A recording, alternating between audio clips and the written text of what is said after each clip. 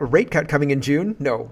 No. And I watched the Silent Weapons for Quiet Wars, or Quiet Weapons for Silent Wars, and very interesting. I'm going to show you some piece parts of it. I've got a link for it in the description today. It is super interesting. It's an hour long, an hour and 10 minutes or something like that. I listened to it 1.5 times already because I thought this is interesting in different layers of ways. Apparently, societies work like electrical circuits. Who knew? And they figured this out. And like you can turn on a light switch and predict that the light's going to go on, you can do that with society. And they know this, and they're orchestrating it. And it's very interesting. It's very interesting. So we'll talk about that. Trudeau doesn't want to meet with the premiers. They're cracking down on carbon tax protests. Poilievre's pushing for a televised conversation between the prime ministers and the premiers, or excuse me, the premiers and the prime minister on the carbon tax.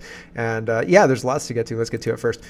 We have to talk about the sinister changes, the sinister evolution of deployment of Canadian armed forces on civilians, on Canadian civilians in Canada. And is that happening? Seems like it. Seems like it. Justin Trudeau's making, well, Rebel News is talking about this announcement by Trudeau. I showed you some of it yesterday. I've got more color on it today, and it seems very sinister. Here is Rebel News. They say, the Trudeau Liberals announced more funding for the Canadian Armed Forces, the CAF, while detailing deployment at home to uphold, quote, civil authority. What?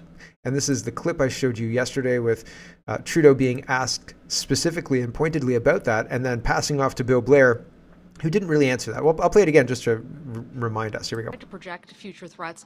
One of the things I noticed in the document, and then there was no follow-up on, so I'm hoping to find out what it's about, was the Canadian Armed Forces helping domestic law enforcement in Canada. What does that involve? Happy to turn to Minister Blair for that. Bill. Yeah. He's an expert in both. I've done a bit of both. First of all, in the National Defence Act, one of the responsibilities of the Canadian Armed Forces, in addition to all of the extraordinary work and challenges that we place before them, is to be there when required to assist what we call civil authority.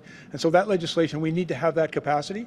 We to project future. So I read yesterday, and I could be paraphrasing what I read, but basically, the Trudeau government had to declare the War Measures Act, the Emergency Act, okay, in order to access what they're changing the laws to be able to access without the Emergencies Act. So they like that. They need that. They want to be able to deploy Canadian forces against citizens who are protesting. But in order to access that contingency, they needed to have an emergency. So what they're trying to do, it seems, is be able to deploy Canadian forces against citizens whenever they want, regardless of the emergency status. The world has gone mad, points it out like this, or adds this other dimension. Disarm Canadians, set up hate speech laws enabling Trudeau to jail dissidents, spend billions on AI to track every little thing we do, deploy the military to be used against civilians. You see where this is going, right? And Canadian Greyman says, so the change allows deployment of military to be used against civilians. This is a massive authoritarian move by the Liberal government. Are you beginning to understand their motivations? See how scared of us they are of us. And so that's interesting. Things are about to get bad. Yeah, it seems like we're on that track. It seems certainly signals, red flags, if you will, are being raised. And people are paying attention, right? People are upset. Rex Glacier is responding to Eric.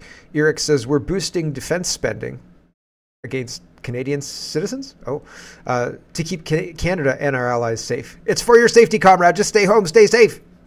Put this on your face. Don't breathe. Stay safe. Thanks. No. This includes additional spending for new aircraft, weapons, helicopters, and support for veterans. Conservatives cut billions from defense spending when they were empowered to below 1% of GDP. Liberals are stepping it up. No, they're not. No, they're not. I'm very, very skeptical. If they're increasing spending, who's joining? Are people getting raises, or are they just building buildings that stand empty? Like, what are they spending this on? Weapon systems? Please, that we're sending to Ukraine? Come on. Very, very sinister. True North is reporting insults, offensive remarks, and off-color jokes won't get Canadians in trouble with the Liberal government's controversial online hate speech bill, according to Justice Minister Verini. The bill is unconstitutional. It's illegal. It violates our basic laws. It won't stand The only way it stands is if we're in a complete communist dictatorship. Oh. Dope. So fingers crossed that that doesn't last for much longer. Let's look on the bright side. Robin Minotti says the world war is against us. We're on one side and they're on the other. And they have all the military and the assets and the media and stuff. And we have a broken judiciary system. He continues, they want you to support the wars against the official enemies, Russia, so that when they succeed in escalating them further, they can rob us of our public money because World War III, send us and our freedom-loving kids to the slaughter, voila, no more freedom movement, and cancel our elections. The wars are against us, first and foremost. Right. When you collapse a currency, when you spend money like this, like turning on a light switch, you can predict that the light's going to go on. When you spend all that money, it's a light switch, and you need to reconcile that. How can you reconcile that? A war. And that's what they've done a bunch of times. As soon as the Federal Reserve was created in 1913, World War I started shortly after that. Why? Because they could lend money to countries. And then countries said, you know, all these tax-paying citizens, not yet, but citizens could pay taxes, and we'd make all sorts of money from them. The banks don't work for us. They work for international banksters who profit off wars. We're being driven to a war to excuse the spending they did during COVID. And the spending they did during COVID was a play to take total control for your safety, comrade. And they're trying it again. You understand? It's crazy. It's very, very sinister. Very sinister.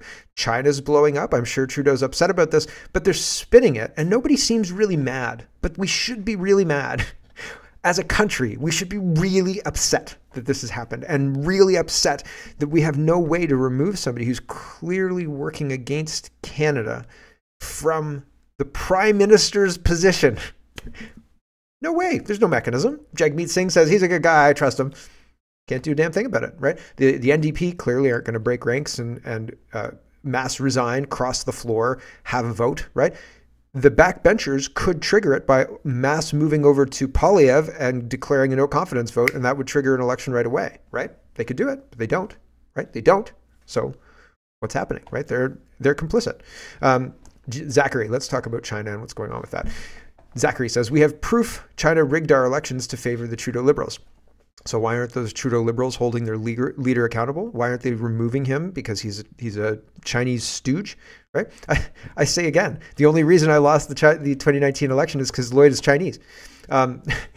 Trudeau knew this and he buried the truth. Not that Lloyd's Chinese, but that the elections were rigged to favor the Liberals by the Chinese. It's unacceptable for him to stand for another election, Trudeau. He has committed treason against Canada and the Emergencies Act violated the Charter. He belongs in prison. So the Emergencies Act violating the Charter led to Bill Blair and him conspiring to come up with this, let's deploy Canadian troops to keep the peace in Canada, right? Right, we need peacekeeping troops in Canada because of the people we've imported the last couple of years, I guess, right? Great job, Liberals. One more success. Cheryl says Han Dong was warned by the Liberal Party member that CSIS was watching him, national security sources say. This is from the Globe and Mail. I don't have a subscription to the Globe and Mail, so I don't have this article, excuse me. But link is in the description if you're interested. I tend to believe the Globe and Mail, even though a lot of times they say things that are obviously false. When they say obviously false things, I call them out. Sam Cooper says, breaking, Commission recalls David Vinot for Friday's cross-examination after remarkable documents tabled. And yeah, like that's pretty wild. The remarkable documents, according to Holly Doan. Hold on, I'll find that tweet. Here it is. It's truly a remarkable document. Prime Minister Trudeau's office was given explicit warnings of illegal conduct by Chinese agents that posed existential threats to Canadian democracy. Trudeau has denied he was ever told. So this document says otherwise, and this was 7:09 a.m. this morning that she published this. The document says, we also observed online and media activities aimed at discouraging Canadians, particularly of Chinese heritage, from supporting the Conservative Party leader Erin O'Toole, and particularly Stevenson Richmond East candidate Kenny Chiu. redacted the timing of these efforts to align with conservative polling improvements, the similarities in language with articles published by PRC state media, and the partnership agreements between these Canada-based outlets and PRC entities all suggest that these efforts were orchestrated or directed by the PRC. It's difficult to assess the impact of these activities on elections, redacted who voted for whom or why. So it's interesting that these documents tabled have triggered Vinod to be brought back to answer this questions surrounding who knew when, what, right? Who knew what when? Alberta's secession says, in any other country, this prime minister would be removed from office and charged with treason. Canada is broken. Prime minister's office received 34 briefings on foreign interference since 2018, according to CSIS. This is April 8th, 2024. A top secret Canadian intelligence service briefing prepared for the Prime Minister's office in February last year said Beijing had clandestinely and deceptively interfered in both 2019 and the 2021 elections. So that sounds pretty damning, right? Again, Globe and Mail. And here is Katie Telford saying, no, we didn't know anything about that. No idea whatsoever. And like the implications of that, Blacklock's reporter highlights this here. He says, if the Prime Minister was told, that means that he didn't tell the truth. And if he wasn't told, that means conniving, scheming political aides run this government and just send Justin Trudeau out to smile with his mouth open. So the implications of it, it's kind of damned if you do, damned if you don't. Like either you knew or you didn't. And if you didn't know, what does that say about your level of awareness about what the heck's going on with your government? You moron. Here we go. Can some 13?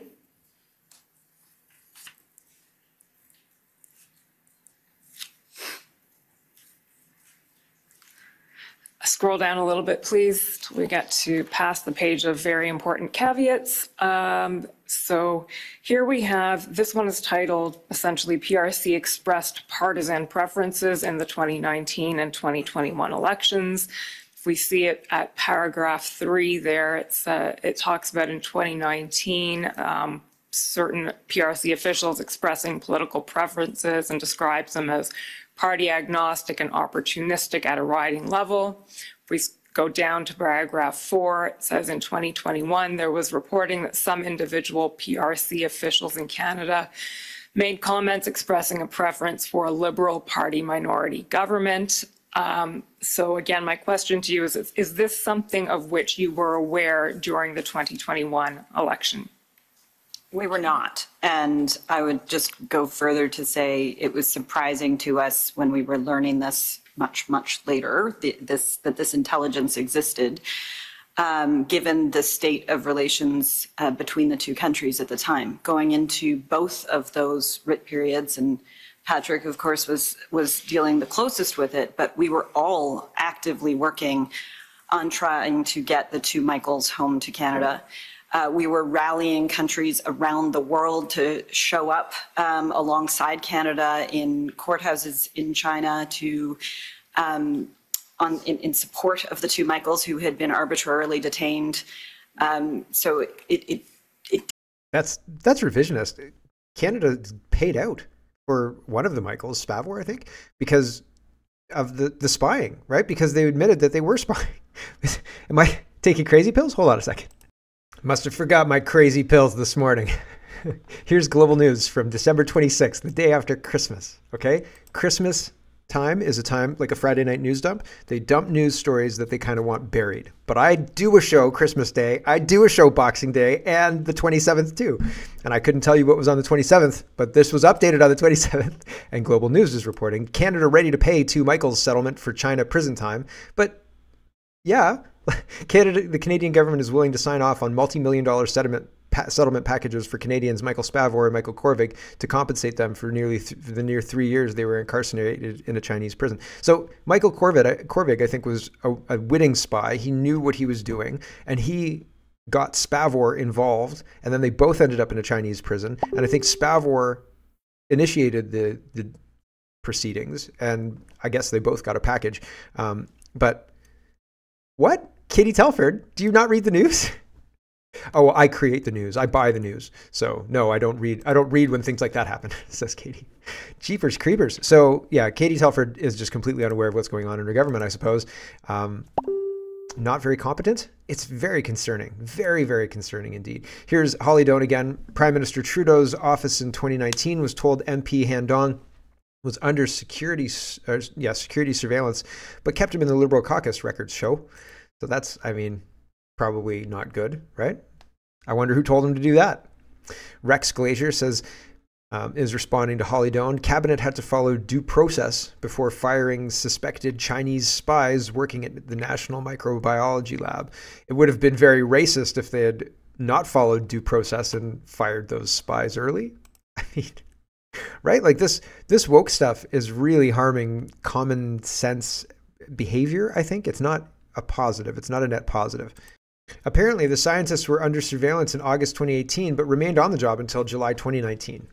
And this whole thing, I've got a little short video closer to the end of the show today. This whole thing kicked off like the Chinese scientists in the Winnipeg lab. That was an unofficial kickoff to what happened in 2020 and COVID. I think that there's a whole lot of connection, very tight little circle about what happened in the Winnipeg lab, what happened in the Wuhan lab, and COVID-19 broadly. And that's a scary implication, okay? Rex Glazier says, yes, you have to be careful when firing spies, especially if they work for your owner, China. Yeah, very, very touchy subject there, right? Yikes. Song Pingan, I'm getting that wrong. China says China is going door to door to force everyone to install the government's spyware anti-fraud app. The app requires you to take a face scan to register into a government database. If it detects you trying to make a phone call with someone outside of China, immediately an alarm sends to police. Then police will call you back. Why did you call them? If you refuse to answer the question, they will immediately suspend all of your bank accounts. Very useful tool to unperson people, right? So a lot of people probably have Bitcoin wallets in China, like to get out of that situation. Because if you feel threatened by your bank, if you feel threatened by your government, you're going to take steps to protect yourself from that feeling, from feeling like that, right? You're going to diversify your holdings. You're going to buy silver. You're going to buy gold. You're going to buy Bitcoin. You're going to buy other valuable things, land, or control of land for a time period, or whatever, right? You're going to do things that bulwark you against that perceived threat, right? And it seems like the government is just fine with people feeling like they're being threatened by the government, and that's very concerning too. Alex Jones is responding to this. This maybe should be in the election area, but I think it's very funny, and this has to do with China. But yesterday, Trudeau and Poilievre were battling back and forth, and Trudeau mentions Alex Jones' endorsement of Poilievre, which I think is suspect anyway, but that's another story. And I just think it's funny how almost desperate it is. Like, oh, look, he's a conspiracy theorist, and the conspiracy theorist says Poilievre's good, so Poilievre must be bad. I mean, I've said my piece about Poilievre many times, but this is just amateur hour, right? Usually Trudeau's better than this. Like from a tactics perspective, this is lazy, but I guess it's picking up low-hanging fruit. Trudeau calls out Poilievre on endorsement from far-right American conspiracy theorist Alex Jones. Jones says, I love it. The man-child who says he admires China's basic dictatorship is attacking me. Here we go. Speaking of misinformation and disinformation, any responsible leader that receives an endorsement and support from proven conspiracy theorist and liar Alex Jones would have immediately denounced that. But that's not what the leader of the opposition did. He did absolutely nothing because those kinds of endorsements fit within his political strategy. Weird attack line. The whole thing is strange. Trudeau is seemingly an agent for a foreign government, and he's upset because Alex Jones is endorsing Poilievre. Wild. Here's the Canada Revenue Agency, and I saw this as a meme, and I thought it was just a meme, like a joke, like, haha, Canada, you're getting screwed, and like there's a whole lot of ways you're getting screwed, including paying taxes, but also immigrants get tax breaks that a lot of Canadians don't get. Ha ha ha. So I thought this was a meme, but it's not a meme. And Canada Revenue Agency says, important information for international students in Canada. You can start applying for benefits and credit payments like the GST, HST credit as soon as you arrive. Find out how. So you haven't paid into our system at all? Here's some tax credits. Huh, it's weird. It's weird, right? Ashley says, this isn't the Middle East. This is Wales. Now tell me the Great Replacement is still just a theory. Faith Goldie got depersoned off of Rebel News for doing a white replacement video. This is Wales. You see the tent city? Why is that happening all over? Because it's an invasion. Why aren't our politicians responding? Because they're complicit.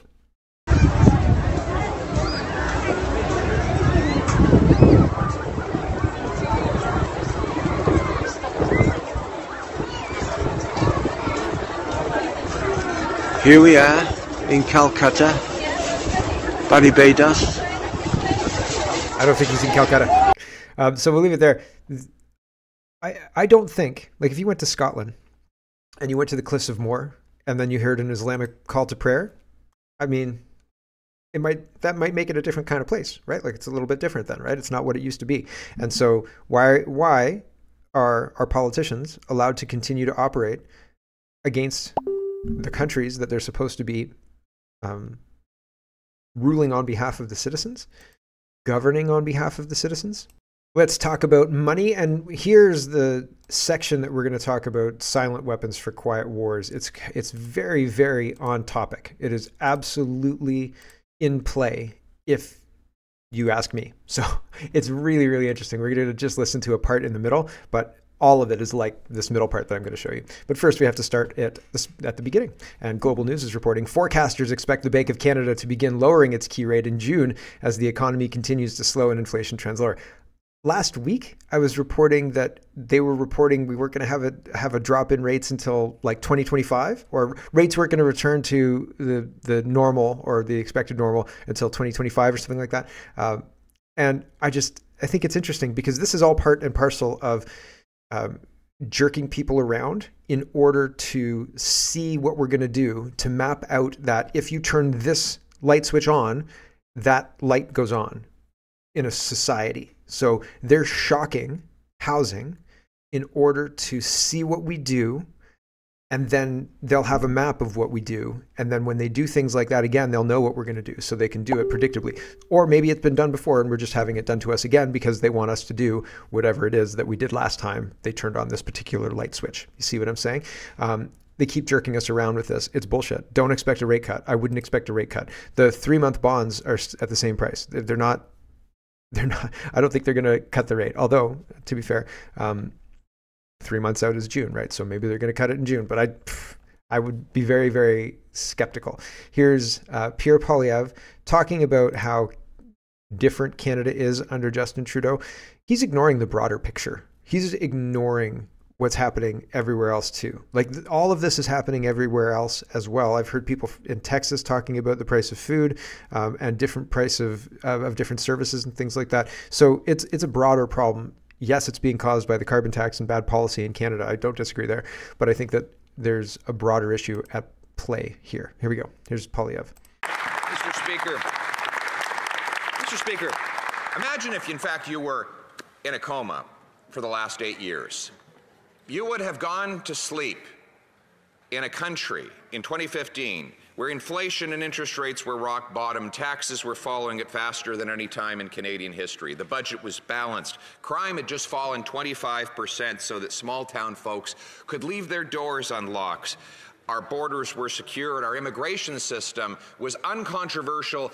Everyone agreed it worked and was the best in the world. Housing cost half of what it does today. The average rent was $950, an almost laughably low number by today's standards. Take-home pay had risen by 10% after tax and after inflation in the preceding years. The New York Times had just called Canada the richest middle class. In fact, they said that Canada's middle class was richer for the first time than America's. This, with lots of trouble in the world, wars in Syria, Iraq, Afghanistan, and yes, Ukraine, none of which caused inflation here at home. At the time, of course, we had Prime Minister Harper, who was able to keep inflation and unemployment low. So we'll leave it there, painting a big picture of financial collapse, right? And here's Freeland to further this. Now this is really quiet, but it's encapsulated in the next speech we're going to listen to. But Poilievre says, "How's life after 8 years of Trudeau?" Ask Freeland. And here's the longer version of what Poilievre has in here. I'll try and highlight it. Here we go. Prime Minister has been asked multiple times about whether there'd be new taxes in the budget or higher taxes, and he said that there would not be new or higher taxes for the middle class. And so the question is there going to be new or higher taxes for others, such as corporate Canada? So the Prime Minister's answer was, of course, accurate and correct. Here's what I'll say about the fiscal picture in the budget.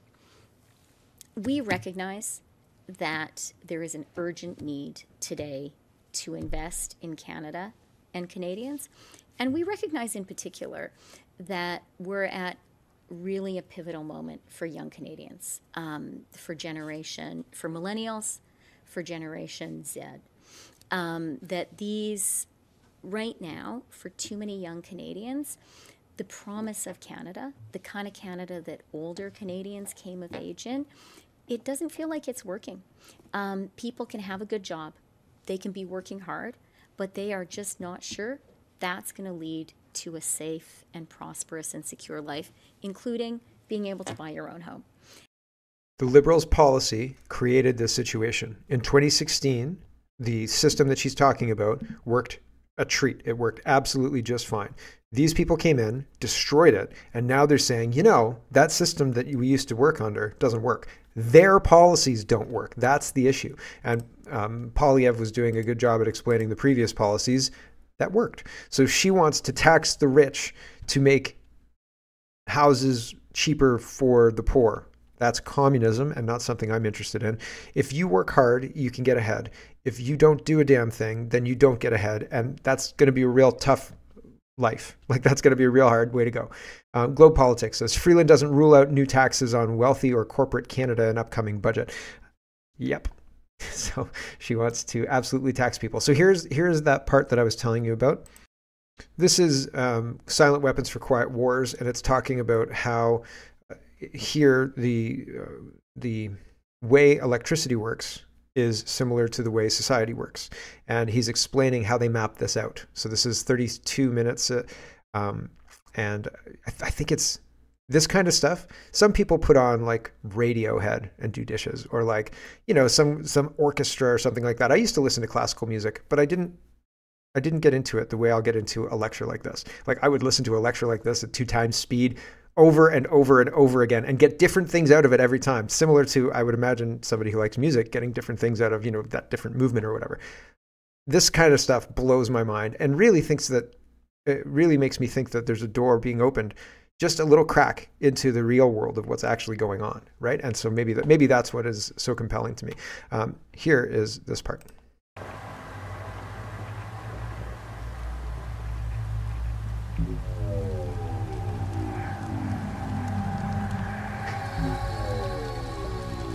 Sorry, I should have queued it up a little bit better. Hold on, I'll get it right to the speaking part. It's almost right there. One method of Here it is. Evaluating the technical coefficients of the household industry depends upon shocking the prices of a commodity and noting the changes in the sales of all of the commodities. Economic shock testing.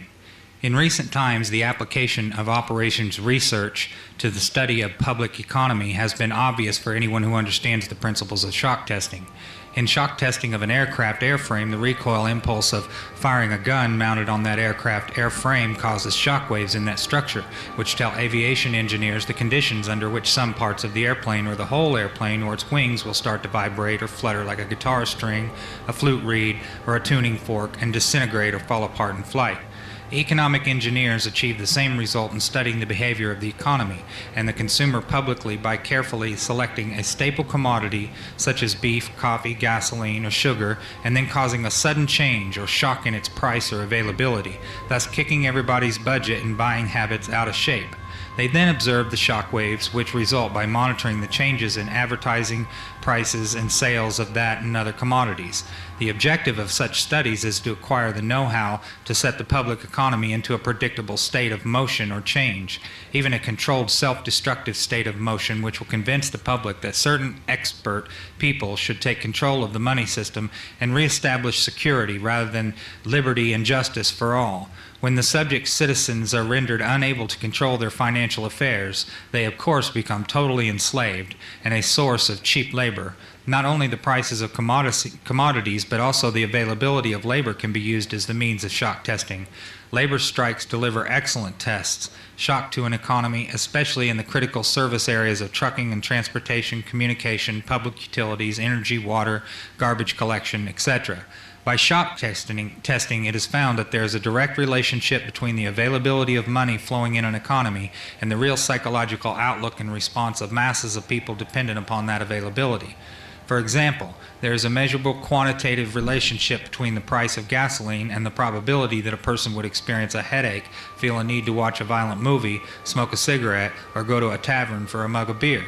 It is most interesting that by observing and measuring the economic models by which the public tries to run from their problems and escape from reality, and by applying the mathematical theory of operations research, it is possible to program computers to predict the most probable combination of created events or shocks, which will bring about a complete control and subjugation of the public through a subversion of the public economy by shaking the plum tree. Right? Did you hear what he said? All of the things that we're experiencing now are part of this operation in order to drive change. They shock things. The price of cocoa has, and I've been hearing a lot of, and thank you, I appreciate the heads up because it's interesting, right? And it connects with other things in ways that we don't even imagine to be able to, you wouldn't think they connect, but they do connect, right? Like this is talking about a system where they take a commodity that people like, and then they shock it. They remove it from circulation, or they increase the price by 10,000%, which is what's going on with cocoa. And so now they're going to watch the response of the consumers. How much will I pay for a box of chocolate cereal, right? And how much will it go up because of these price spikes? And what will the wholesalers do? What will people like Nestle do? What will people like Cadbury do? And all the rest, Hershey. How will they respond? Because that kind of screws their business, right? And it's very interesting, right? And they're doing this, the people who understand, and if you read the beginning of this operations manual, it understands that there are people in the know and people who aren't. So the people in the know who are doing this understand very well what they're doing. And it has nothing to do with actual availability of the product. It has everything to do with social engineering and ability to manipulate the public and to turn on a light switch and say, that light over there is going to turn on, right? Pretty wild. Hello, everyone. Thanks very much for watching. This is just a short version of a longer show. If you'd like to get the whole show, you can go over to CanadaPoly.com and sign up for a subscription. Just look in the drop-down tab for Shop and Donate and look for subscriptions, and you'll get immediate access to the full show. Love to see you. Thanks for watching, everybody. Have a wonderful, wonderful